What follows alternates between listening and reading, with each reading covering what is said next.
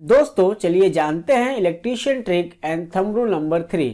तो ये क्वेश्चन आपसे कोई भी पूछ सकता है या फिर किसी इंटरव्यू में आपसे पूछा जा सकता है। तो क्वेश्चन ये हो सकता है कि what is the maximum current that a transformer can produce in case of short circuit. मतलब शॉर्ट सर्किट की स्थिति में एक ट्रांसफार्मर अधिकतम कितना करंट प्रोड्यूस कर सकता है, और इसी को जब हम प्रॉपर तरीके से करते हैं कैलकुलेट तो इसको कहा जाता है फॉल्ट लेवल कैलकुलेशन। क्या कहा जाता है? फॉल्ट लेवल कैलकुलेशन, जो कि जनरली होता है 10 किलो एम्पियर, या फिर आपने देखा होगा 25 किलो एम्पियर या फिर 50 किलो एम्पियर। इस वैल्यू में जनरली ये आता है 75 किलो एम्पियर, तो किलो एम्पियर में आता है। और ये होती है maximum current deliver by transformer. यानी कि अगर ट्रांसफार्मर के सेकेंडरी को यानी कि आर वाई बी इन तीनों को शॉर्ट कर दिया जाए तो ये मैक्सिमम कितना करंट डिलीवर कर सकता है। उसके बाद ही खराब भी हो सकता है,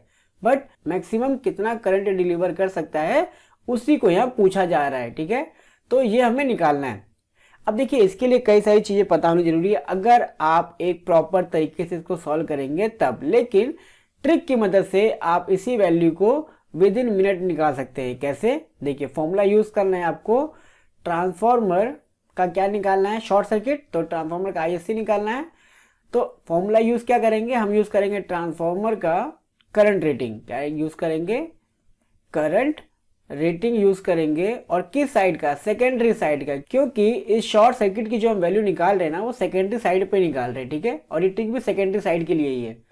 तो transformer current rating secondary side का बटे में percentage of impedance. Percentage of impedance हमें पता होगा तो हम इसकी वैल्यू 1 मिनट के अंदर निकाल लेंगे। तो देखिए, ये दोनों रेटिंग आपको पता होनी चाहिए। अब मान लीजिए ट्रांसफार्मर की रेटिंग केवीए में लिखी है। किसमें लिखी है? केवीए में लिखी है। अब केवीए को एम्पियर में कैलकुलेट करना पड़ेगा कि कितना उसका सेकेंडरी करंट मैक्सिमम होगा। तो इसके लिए आप हमारी ट्रिक नंबर 2 वाली वीडियो जरूर देखिए। ठीक है, तो उसकी मदद से आप कैलकुलेट कर पाएंगे। तो एग्जांपल के तौर पे मैं यहाँ पे मान लेता हूँ कि इसका जो सेकेंडरी फुल लोड करंट है वो मान लीजिए अभी है 2000 एम्पियर। कितना है? 2000 एम्पियर। तो हमें ये चीज पता चल गई। उसके बाद हमें चाहिए परसेंटेज ऑफ इम्पीडेंस। तो जनरली किसी भी ट्रांसफार्मर का परसेंटेज ऑफ इम्पीडेंस होता है 4 से 5% के बीच में, और आपको वही वैल्यू लेनी है जो इसके ऊपर मेंशन हो। ठीक है, क्योंकि हर एक ट्रांसफार्मर का इम्पीडेंस वैल्यू अलग अलग हो सकता है, बट ऑन एवरेज ये 4 से 5% के बीच में ही होती है। तो अगर आपको नहीं पता तो आप 5 ले सकते हैं, बट अगर आपको गिवन है उस पर एग्जैक्टली लिखा हुआ है, जैसे मान लीजिए लिखा हुआ है 4.2% लिखा है, तो आप वही लीजिए। ठीक है, तो अभी मुझे नहीं पता है तो आप यहाँ पे ले सकते हैं 5। तो हम यहाँ पे 5 लेके करते हैं कैलकुलेशन।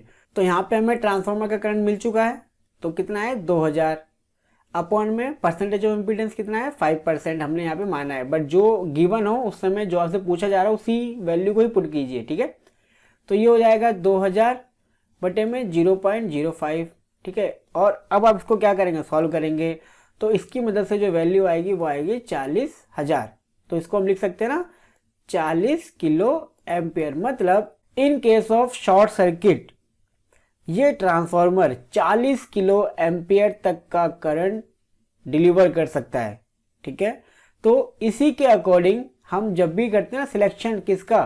सर्किट ब्रेकर का या फिर किसी भी कंडक्टर का, तो ये चीज हमें ध्यान रखनी चाहिए कि वो कंडक्टर या फिर सर्किट ब्रेकर इतने किलो एम्पियर तक के करंट को ब्रेक भी कर पाए। ठीक है, और साथ ही साथ जो कंडक्टर होगा ना, यानी कि बस बार कह सकते हैं या फिर आप कह सकते हैं केबल, उसकी कैपेसिटी होनी चाहिए कि 40 किलो एम्पियर से ज़्यादा का करंट वो विदस्टैंड कर पाए, क्योंकि जब तक आपका ब्रेकर ट्रिप नहीं होगा तब तक उसको विदस्टैंड भी करना पड़ेगा।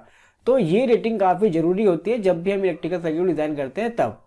तो आई होप ये ट्रिक आपको समझ आई होगी, और इस ट्रिक की मदद से इलेक्ट्रिकल सिस्टम में काफ़ी सारी प्रॉब्लम को हम सॉल्व कर सकते हैं। Okay, thank you.